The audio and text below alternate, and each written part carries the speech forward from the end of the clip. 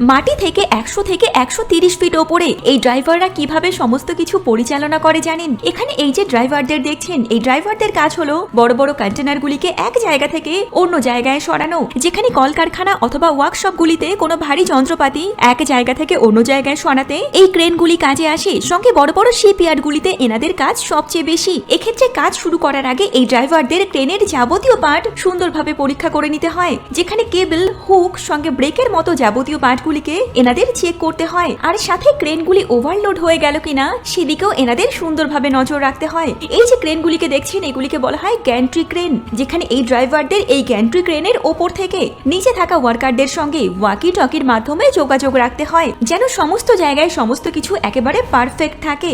আর তারপর সমস্ত কিছু সঠিক থাকলে এনারা শেষমেশ গিয়ে এনাদের কাজ করতে পারেন। এটাই সেই কারণ যে জন্য গ্যান্ট্রি ক্রেনে কাজ করা ওয়ার্কারদের অত্যন্ত অভিজ্ঞতা সম্পন্ন হতে হয়। সঙ্গে একাগ্রতা এবং কাজের প্রতি অত্যাধিক দক্ষ হতে হয় তাদেরকে। কারণ সামান্য একটু ভুলও যদি হয়ে যায় তাহলে যে কোনো সময়তে বড়সড় বিপদ ঘটে যেতে পারে। আর এমনটা বাস্তবে কখনোই হয় না, কারণ এনারা অত্যন্ত প্রশিক্ষণ প্রাপ্ত।